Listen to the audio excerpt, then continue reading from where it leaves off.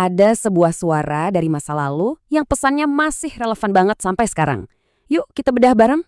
Semuanya berawal dari nubuatan Nabi Yesaya tentang suara misterius yang berseru-seru di padang gurun. Ternyata, suara itu milik Yohanes Pembaptis. Dia adalah utusan yang mempersiapkan jalan. Jalan untuk siapa? Untuk Sang Mesias yang sudah lama ditunggu-tunggu, yaitu Yesus Kristus. Ini tuh kayak menggelar karpet merah loh. Artinya, ada orang yang super penting mau datang. Terus pesannya apa sih? Apa yang diteriakan oleh suara di padang gurun ini? Seruannya singkat, jelas, dan mendesak. Bertobatlah. Sebuah ajakan untuk kembali pada Tuhan. Bertobat itu maksudnya apa? Ya, kembali ke jalan yang benar, membersihkan diri biar hidup kudus.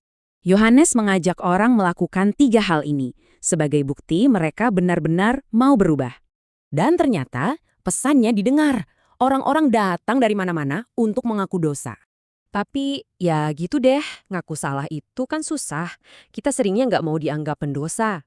Intinya, kerendahan hati itu berarti kita sadar kalau kita ini nggak sempurna di hadapan Tuhan. Nah, yang keren dari Yohanes, walaupun populer, dia nggak cari panggung buat dirinya sendiri. Dia bahkan bilang, buka tali sepatunya aja, aku nggak layak. Kebayangkan serendah hati apa?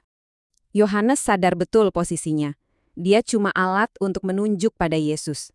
Bukan dia bintangnya. Ini dia beda utamanya. Yohanes membaptis pakai air, tapi Sang Mesias membaptis dengan Roh Kudus. Oke, terus apa hubungannya cerita ini buat kita yang hidup di zaman sekarang? Coba kita tanya ke diri sendiri, apa kita benar-benar anggap Yesus itu penting dalam hidup kita? Sudahkah kita siapkan jalan di hati kita supaya dia bisa mengubah hidup kita dari dalam? Dan apa kita mau dipakai jadi alat untuk kemuliaannya kayak Yohanes? Atau jangan-jangan kita malah sibuk mencari kemuliaan untuk diri kita sendiri? Pesan ini mengajak kita untuk rendah hati, mengakui bahwa semua ini hanya karena anugerahnya. Jadi pertanyaan terakhirnya, siapa sih yang sebenarnya kita agungkan dalam hidup kita?